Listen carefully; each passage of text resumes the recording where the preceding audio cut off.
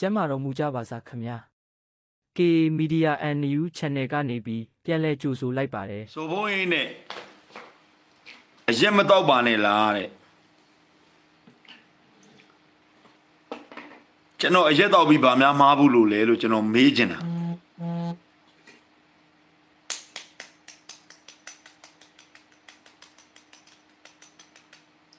လူတွေကတချို့ကကျွန်တော်ကိုလေးစားနေတယ်ပေါ့ဟိုတိုင်းပြည်အတွက်တက်နိုင်တဲ့ဘက်ကနေလှုပ်ပေးနေတာပဲဒီပေါ့အရက်မတော့စီချင်ဘူးပေါ့ကျွန်တော်ကလူသားလေ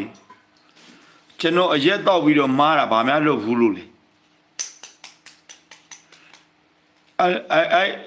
ပြောတဲ့လူတွေကိုလည်းကျွန်တော်ဒီကနေတခါကျွန်တော်အခုပြောမှာကဒီဟိုမိတိလာခင်ဗျားတို့ပြောတဲ့ဗာလဲဟိုပြည်သူစစ်ကကိုဇော်ယူထွန်းနဲ့ကိုဖြိုးပေါ့နော်ဘုံမူဝေဖြိုးပေါ့ဘုံမူဝေဖြိုးဆိုတာ तू ကအပတ်စဉ်41ကပေါ့နော်အင်ဒိတ်41အဲ့အကြောင်းကျွန်တော်မပြောတော့ကျွန်တော်ကတက်ဘက်ကနေလိုက်ပြီးတော့ဒီကောင်မပြောရဲဘူးပါညာနဲ့ကျွန်တော်ပြောတယ်ကျွန်တော်အမှန်တိုင်းပြောရင်ကျွန်တော်မပြောကျွန်တော်ကလူတွေဝေဖန်တာကိုလူတွေကမောကဟုတ်ကတွေပေါ့နော်အဲ့လိုပြောတာကိုကျွန်တော်က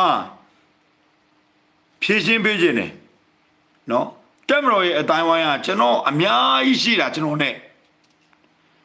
ကျွန်တော်ဘာမပြောရရမှာတော့အမှန်တရားကိုအဲ့တော့ဒီညပြောမယ်ဒီညမှာကောင်းကောင်းနားရတာ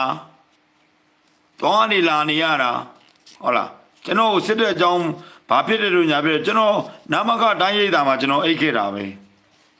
ကျွန်တော်ပြောလို့မရဘူးလေကျွန်တော်ဘေးမှာအနုပညာရှင်တွေပါတယ်လေအနုပညာရှင်တွေကကျွန်တော်ပြောနေရင်ကျွန်တော်အစင်မပြေဘူးလေဗျာဟုတ်တယ်မလားအခုဒီညပြောပေးမယ်မူးနေတော့ဘာလို့မူးရင်လူကမူးရင်ချီးကျွေးရင်ဘယ်သူမှမစားဘူးခမရကျွန်တော်မူးနေတယ်လို့ဘာလို့ပြန်ခမရချီးကျွေးရင်စားမလားဟုတ်လား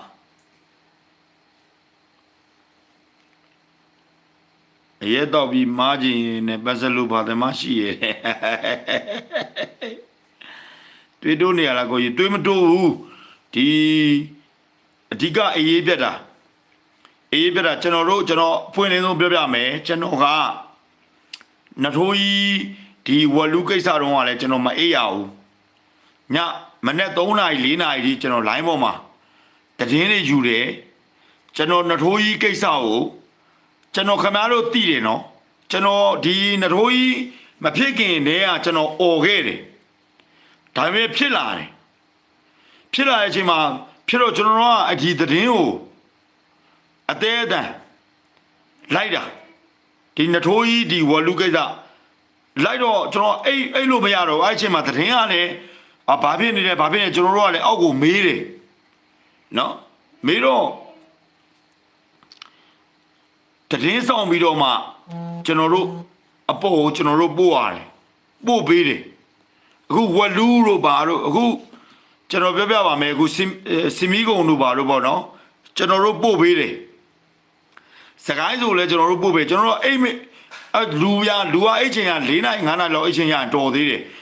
အဲ့အချိန်ထိကျွန်တော်မအိပ်ဖဲနဲ့အဲ့တည်င်းကိုလိုက်တယ်လိုက်ပြီးတော့ပြောတာတကယ်တော့ကျွန်တော်ပင်ပန်းတာပေါ့ဘာလို့လဲဆိုတော့ကျွန်တော်ကတိုင်းမျိုးကိုချစ်တာလေတိုင်းမျိုးကိုချစ်တယ်နိုင်ငံကိုချစ်တယ်တက်မတော်သားတွေကိုချစ်တော့အေးရေးပြတယ်ဗျာကျွန်တော်ငကိုတွေကအရက်ကြိုက်တာဒါကျွန်တော်ကဘယ်သူမှမလိမ်ဘူးကျွန်တော်အရက်တော့ပြီးဘယ်သူမှမမာဘူးကျွန်တော်ကအဲ့မှာတည်င်းလိုက်ရင်းနဲ့ဒီဝလူကိစ္စပေါ့နော်998တို့989တို့ကိစ္စတွေကို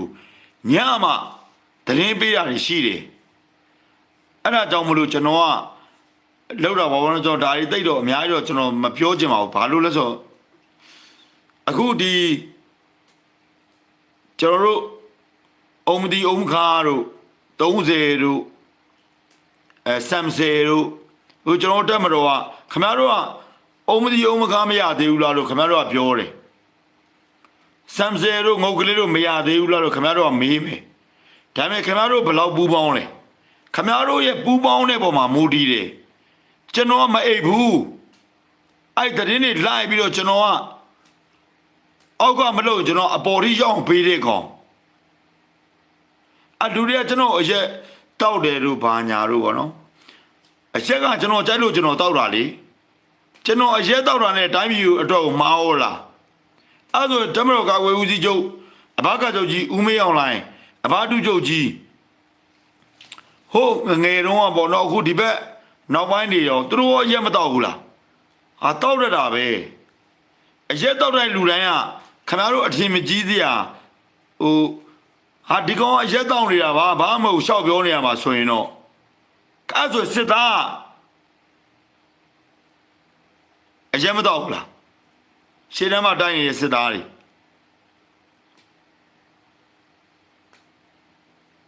အဲ့ဒီတမတော်ပြန်ပြီးတော့ပုံကန်တော်လန်နေတဲ့လူတွေကအရက်မတောက်ဘူးလားမူးစေဝါမရှိဘူးလားအဲ့တော့စဉ်းစားပါဗျာမဟုတ်လားလူဆိုတာဟိုကိုပြောတဲ့ဥစ္စာတော့ဟိုအရက်တောက်တိုင်းခမရကလေကျွန်တော်တို့နိုင်ငံတော်လှုပ်လှုပ်တာနော်တိုင်းပြည်တွေလှုပ်လှုပ်တာကျွန်တော်တို့ရှောက်ပြောနေရမှာအခုကျွန်တော်တို့တိုက်ခိုက်နေတယ်လူတွေအများကြီးပဲစော်ဘုံကြီးမဖမ်းဘူးလားလို့စော်ဘုံကြီးဒီလောက်ဆဲတာလို့စော်ဘုံကြီးဒီလောက်ပြောတာလို့အဲ့လူတွေကစော်ဘုံကြီးကောင်းကြောင်းဘာတခုမှမရေးဘူးဟော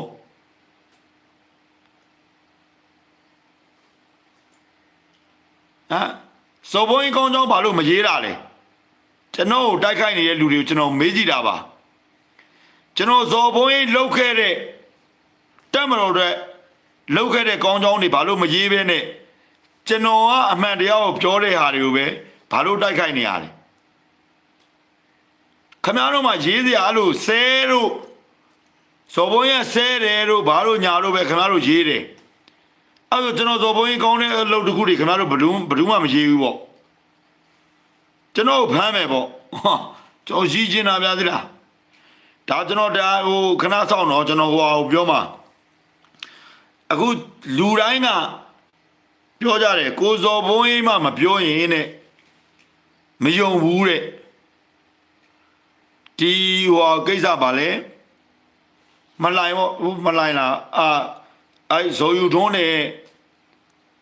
ဒီဘုံမှုဝေဖြိုးဆိုတဲ့လူနဲ့ဖြစ်တာနော်အဲ့တော့ကိုစော်ဘုံကြီးပြောမှရမယ်ဆိုတော့ကျွန်တော်ဟာကိုစော်ဘုံကြီး YouTube မှာတဲ့လိုက်လည်းမတွေ့ဘူးတဲ့ဘာညာပေါ့အဲ့လိုပြောတော့ကျွန်တော်ပြောပေးမယ်လို့ခဏဆောင်လို့ကျွန်တော်ခီးထွက်နေလို့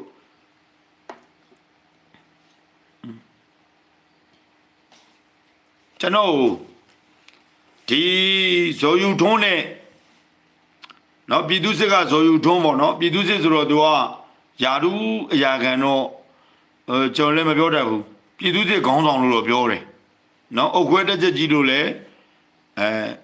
ပြောတယ်ဒီဘက်တစ်ဖက်ကတော့ဘုံမှုဝေဖြိုးဘုံမှုဝေဖြိုးဆိုတာကဒီရက်စီအပတ်စဉ်အင်းဒိတ်41ကအဲ့ဒီအကြောင်းကိုကျွန်တော်ပြောပေးမယ်နော်နားလေအောင်ပြောပေးမယ်ခင်ဗျားတို့ဘယ်သူမှမရှင်းပြနိုင်ဘူးမရှင်းပြနိုင်တဲ့အချက်လက်တွေကိုကျွန်တော်ပြောပေးမယ်ဟုတ်ပြီလားခဏလေးစောင့်အခုကျွန်တော်ပြောချင်တာကျွန်တော်စေးပေးမားနေသူများတဲ့ဒီကနေ့တဲ့မိမိဘက်မှာအတိုက်ခိုက်ခံရဆုံးပုံကိုပြပါဆိုရင်ကိုဇော်ဖုံးဝင်းကိုပဲပြရမယ်တဲ့သူ့ကိုတဲ့တစ်ဖက်ကတိုက်ခိုက်နေတာမဆမ်းမိမဲတဲ့တက်မတော်ထောက်ခံနေသူချင်းအတူတူအဖမ်းခံထောင်ချဖို့ကြိုးစားနေတဲ့သူတွေအများများနေပြီတဲ့ကျွန်တော်သူ့ကိုတိတ်မကြည့်ဖြစ်ဘူးတဲ့ပွင့်ပွင့်လင်းလင်းဝေဖန်မှာဘရစီတဲ့သူပြောရင်နဲ့ကိုရီကိုသွေးတီးလုံးများတီးလုံးတွေများလုံးနေတဲ့ဒါကတော့မြတ်မြတ်တပြောတာများလုံးတာရဲ့ဆဲဆိုရိုင်းဆိုင်တာရဲ့အရက်ပလင်းတပြားပြားနဲ့လုံနေတာရဲ့အကြောင်းနဲ့မကြည့်ဖြစ်တာပါတဲ့ဟုတ်ပါတယ်ကျွန်တော်အရက်တော့တက်ပါတယ်ကျွန်တော်ကအရက်ပလင်းပြတယ်ဆိုတာကကျွန်တော်အရက်တော့တက်တယ်ကျွန်တော်မလိမ္မညာခြင်းလို့ကျွန်တော်အရက်တော့တာကိုတချို့တွေလည်းကျွန်တော်တို့လူတွေရှိရဗျာအရက်တော့ပြီးတော့မှလိုင်းပေါ်မှာလည်းသူတို့မပြဘူးပေါ့ဒါသူတို့ကိစ္စလေမဟုတ်လားကျွန်တော်ကတခါတည်းရှင်းပြထားတာ ကျွန်တော်အရက်တောက်တတ်တဲ့ကျွန်တော်အရက်တောက်တယ်ဆိုတဲ့အကြောင်းကိုပြခြင်းလို့ကိုအရက်ပလင်းကိုကျွန်တော်ပြနေရတာဘသူကပြခြင်းမှာလဲဗျာကျွန်တော်လည်းအုံနောက်ရှိတာပေါ့ဟုတ်တယ်မလားကျွန်တော်အုံနောက်မရှိတဲ့လူမှမဟုတ်တာဘာလို့လဲဆိုတော့ကျွန်တော်ကမလိမ်မညာဘူးကလေးလူတန်းသားထဲမှာမပါဘူးဘာဖြစ်လဲကျွန်တော်အရက်တောက်တယ်အရက်တောက်လို့ကျွန်တော်မားတဲ့အရာဘာရှိလဲကျွန်တော်နိုင်ငံတော်တိုင်းပြည်တွေကျွန်တော်လည်းတက်တဲ့ဘက်ကကျွန်တော်လုပ်တယ်ကျွန်တော်ကအရက်တောက်တတ်တာကိုမလိမ်မညာပဲနဲ့သူတို့ကောင်းရအောင်မဆောင်ဘူးပြခြင်းလို့ကျွန်တော်ကတမင်တက်ကလေးပြပေးတာနောက်အဲ့မှာဒီမှာထပ်ပတ်ပြမယ်ဒါကားတဲ့သဘောမကျတဲ့အပိုင်းနဲ့သဘောကျတဲ့အပိုင်းကားတဲ့ရှေ့တန်းကတက်မတော်သားတွေကိုတကယ်ကူညီတယ်တတိရှိရှိနေရအနှံ့သွားရဲတယ်သူ့ကိုလူတိုင်းသိနေတာလေတဲ့ PDF ဝိုင်းထားတဲ့မြင်းညံကမက်တီတာယူမွန်စီအရောက်သွားပြတာလေးစားတယ်ကိုဆိုမိတ်တီလာရောက်တာတော့ကိုစာတိမြင်းညံကိုမပြန်ရဲဘူးတဲ့နော်ကျွန်တော်ပို့ထားတာပြောစရာရှိရင်တဲ့တိုင်းပြည်နဲ့ပြည်သူမျက်နှာပဲကြည့်ပြီးဘယ်သူမျက်နှာမှမထောက်ပဲရဲရဲတင်းတင်းအာမနာတန်းပြောတာအလွန်သဘောကျတယ်တဲ့အလွန်အကျွန်းဆဲတာသဘောမကျလဲဆဲရခြင်းအကြောင်းသိနေလို့အပြစ်ကြီးတခုလို့မရှုမြင်ဘူးတဲ့ဒါတွေကကြိုက်ချင်းမကြိုက်ချင်းအချက်တွေချက်ချင်းချစ်ချင်းမုန်းချင်းကင်းစွာအကျိုးသားဆုံးပြောပြတာတဲ့သူကကိုယ်တိုင်လည်းပြောရှာပါတယ်တဲ့နိုင်ငံရေးနားမလည်ဘူးဒီတော့သူ့ကိုနိုင်ငံရေးအသည့်လဲနဲတာများတယ်ပြောဖို့တော့မလိုတော့ပါဘူးတဲ့အရေးကြီးဆုံးအချက်ကကိုဇော်ဘုံအင်းကတက်မတော်ထောက်ခံသူအများစုကယုံကြည်လေးစားကြတယ်တဲ့အားကိုးကြတယ်ဒါကလူတိုင်းမှာမရှိတဲ့သူ့ရဲ့ပင်ကိုအရေးချင်းပဲတဲ့သူကတိုင်းမှုတွေတက်မမှုတွေလောက်ကင်ဆောင်ရွက်နေတာမအောင်မြင်ရင်တာဝန်မကျေသူအဖြစ်တက်မှတ်ပြီးစော်တော့တာပဲတဲ့အဲ့ဒီမှာသူ့အတွက်တစ်ဖက်ထေသာအချင်းတက်လော်ပြီးစစ်တွေနဲ့ထိတ်တိုက်တွေးတော့တာပဲတဲ့တက်လော်ပြီးတော့ကျွန်တော်သိပါတယ်နော်ဒါပါတိုင်းမှုလောက်ကိုဖျားတင်တမမှုလောက်ကိုအကတာဝကလောက်ယူဆကိုးကွယ်နေတဲ့တက်လော်ပြီးတွေကကိုဇော်ဘုံရင်ဆဲဆူဝေဖန်နေတာတွေကိုနားမခံတာတော့ဘူးတဲ့သူတို့ကတဲ့တိုင်းပြည်ဆိုတဲ့အမြင်ကျဲထက်တက်သေးကအရာရှိတွေဆိုတဲ့အမြင်ကျင်းနဲ့ရှုမြင်ကြတာကိုတဲ့မရှင်းရင်ဘယ်BLI EFN Belvitus Trust ပေါ့နော်ကိုပြန်ဖတ်ပါပေါ့ဒီတော့ကိုစောဘုံးကြီးလူဒန်းတာကိုတယောမယ်တိုင်းမှုတွေကိုဖင်မမယ်နောက်ဆုံးကိုစောဘုံးကြီးကိုမဖမ်းအောင်တိုက်တွန်းတဲ့အထိပေါ်တင်လှုပ်လာကြတာတွေ့နေရပါတယ်တဲ့ကိုစောဘုံးကြီးသည်အများပြည်သူယုံကြည်လေးစားသောမိမိဘက်သားများတက်ကြွလှုပ်ရှားသူအဆင့်ပါနိုင်ငံရေးနားလည်သူမဟုတ်ပါဘူးကြက်တူရွေးကဘာမှမဖြစ်ဘူးမေတော်တွေကကဲပြနေတာနေကြတယ်တဲ့မြင်မကောင်းဘူးတဲ့တက်လော်ပြီးစစ်တွေစေမာတိုက်နေပြီလို့ဝေဖန်ခြင်းပါတယ်တဲ့တာဝန်မကျေတဲ့တိုင်းမှုတွေလက်စားတဲ့ဂိတ်တွေအလုံးမလုံးတဲ့နယ်မြေခံတာဝန်ခံအရာရှိတွေဌာနဆိုင်ရာဖရဲသီးတွေကိုထောက်ပြရမှာတဲ့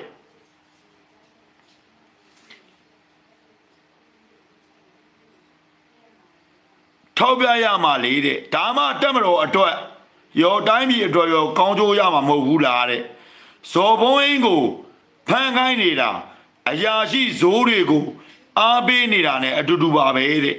သူကားတဲ့မဟုတ်တဲ့အရာရှိဇိုးတွေကိုပဲဝေဖန်နေတာလေတဲ့စစ်တရင်တွေတင်မလားဟ ဟုတ်တာရောမဟုတ်တာရောတင်ကြပါစိုက်ဝါဆိုပြီးနားလည်းပေးလို့ရကြပါလိမ့်မယ်တဲ့အများပြည်သူယုံကြည်လေးစားနေတဲ့စပီကာတယောက်ကိုထောင်မကြကြအောင်ရုပ်မာရင်အောင်လိန်ပြီးလိန်ကြရင်လိန်ပြီးလိန်ကြရင်နဲ့တက်မတော်အရေးအသွေးနှိမ့်ကြပြီးပြိုကွဲအောင်လုပ်နေတာဘယ်သူတွေလဲဆိုတာမေကွန်းထုတ်လာကြပါလိမ့်မယ်တဲ့ကိုရွှေမျိုးဝင်းတဲ့နော်ကျွန်တော်မလေးဦးတော့ကျွန်တော်ဖုံးဆက်နေကျွန်တော်ဒီမှာကြည့်လိုက်အခုအချိန်ကဘယ်နှမိနစ်လဲ10 နာရီနဲ့10မိနစ်နော်ကျွန်တော်ဖုံးဆက်နေတော့ဖုံးကြသွားပြီနော်ကျွန်တော်ကတမတော်တကယ်ချစ်တဲ့လူ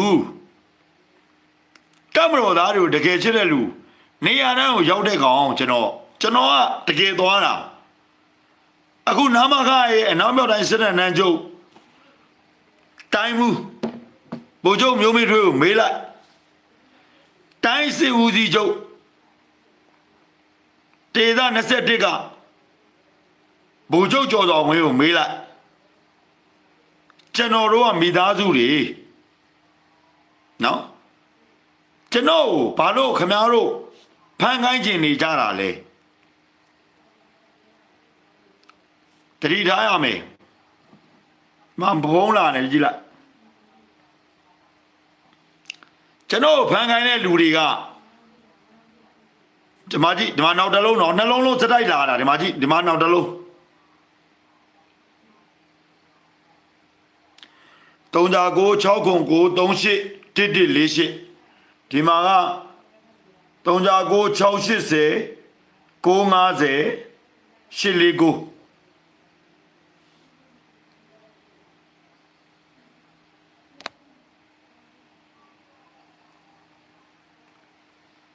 ကျွန်တော်ဘာလို့အဲ့လောက်တိုက်ခိုက်ကြတာလဲဖျဲသီးလားကြီးရသေးလားကျွန်တော်အခုနောက်ရောက်တိုင်းစစ်တပ်ချုပ်တိုင်းမူရဲ့အလူကိုကျွန်တော်သွားတယ်တစင်ဦးရောကျွန်တော်ရောကျော်စိုးဦးရောသွားတယ်ဒုတိယအချိန်ကျွန်တော်ဆက်သွားတာပထမအချိန်ကတော့ဖြစ်တော့ကျော်စိုးဦးမပါတော့ဘူးဒုတိယအချိန်မှာမပါတဲ့အတွက်တစင်ဦးနဲ့ကျွန်တော်နှစ်ယောက်သွားတယ်နော်ကျွန်တော်အကြောင်းတစင်ဦးကပဲပြောပြပါလိမ့်မယ်ကိုစော်ဝင်းရဘလို့ယောက်ျားမျိုးလဲဆိုတာကိုတစင်ဦးပြောပြလိမ့်မယ်အဲ့တော့ပြောချင်တာဗျာခင်ဗျားတို့ကျွန်တော်ဘာလို့အဲ့လိုဖန်ခိုင်းနေရလဲဟမ်ခင်ဗျားတို့ကျွန်တော်တခုပြောပြီးသားအနာရှိရင်ဆက်လို့အနာရှိရင်ဆက်ခင်ဗျားတို့အကုန်မှန်လားတမ်းတော်ထဲမှာရှိတဲ့လူအားလုံးကမှန်လားဝင်ကြီးဌာနရဲ့လက်အောက်မှာရှိနေတဲ့လူတွေကအားလုံးကမှန်လားကျွန်တော်အဲ့ဒါကိုတဲ့မေးတာလေကျွန်တော်တို့တိုင်းပြည်မှာအခုတပ်မတော်ကာကွယ်ဦးစီးချုပ်အဖားတုချုပ်ကြီးတို့နဲ့နတ်စကအဖွဲ့ဝင်အစိုးရတရက်နဲ့ကျွန်တော်တို့ကပူးပေါင်းပြီးတော့မှတိုင်းပြည်ကိုပြုပြင်ပြောင်းလဲရမှာဝန်ထမ်းတွေကိုလက်ပေးလက်ယူလုပ်ပါတယ်တို့ပြည်သူကမကြည်ပြူတဲ့ကိစ္စတွေအများကြီးရှိတယ်အဲ့ဒါတွေကိုခင်ဗျားတို့ပြင်ရမှာခင်ဗျားတို့အဲ့ဒါပြင်ရမှာပြည်သူကဒါမှအစိုးရအစစ်တခုပေါ်ထွက်အောင်လုပ်ရမှာခင်ဗျားတို့ဝန်ထမ်းမလုပ်ချင်မလုပ်နဲ့ငါတို့လကဒီတိုင်းပဲပေးတယ်ဆိုရင်မလုပ်နဲ့လေခင်ဗျားတို့ဘယ်သူမှမလုပ်ခိုင်းဘူးခင်ဗျားတို့လှုပ်လာပြီးတော့ငါတို့ရတဲ့လကနဲ့မလုံနိုင်လို့ငါတို့ကလက်ပေးလက်ယူလုပ်တယ်ဆိုရင်ဒါဆိုတိုင်းပြည်ဘယ်လိုကောင်းပါလဲဟမ်မလုံနဲ့လေကျွန်တော်မလုံနိုင်ဘူးလို့ပြောလိုက်ကွာခင်ဗျားတို့တဲ့ပြောပါလားကျွန်တော်ဒီဝန်ထမ်းလက်စာနဲ့ကျွန်တော်မလုံနိုင်ဘူးဗျာလို့အစိုးရကိုခင်ဗျားတို့မပြောရဲဘူးလားမပြောရတော့ခင်ဗျားတို့ဘာလုပ်လဲလက်ပေးလက်ယူလုပ်တယ်လေလှုပ်တော့ပြည်သူကမကြည်ဘူးလေဒါအမှန်တရားကိုကျွန်တော်ပြောပြနေတာအစိုးရလည်းအစိုးရလှုပ်တခုကိုသူလှုပ်ပေးလိုက်မယ်အဘကချုပ်ကြီးကသူတမနာဖြစ်ရင်လည်းဖြစ်လိုက်မယ်သူဒါတွေကို ဒီလိုဒီကြောင်းတရားတွေရှိရဆိုရင်ပြောလာလို့ရှိရင်ခင်ဗျားတို့တတိရှိရှိနဲ့ပြောလေဗျာခင်ဗျားတို့မပြောရဲပဲတဲ့ပြည်သူပေါ်မှာလက်ပေးလက်ယူလုပ်တယ်ဆိုရင်တော့ပြည်သူကလည်းပြောမှာပဲအဲ့ဒီအတန်ဒီခင်ဗျားတို့အချိန်ပြည့်ကြားနေရမှာအဲ့တော့ကျွန်တော်ဝန်ထမ်းတွေကိုဗာလေကျွန်တော်ကဆဲလို့ဒီကောင်ကိုဗန်ဟောလားဩပြောပြီးသားလေအနာရှိရင်ဆဲလို့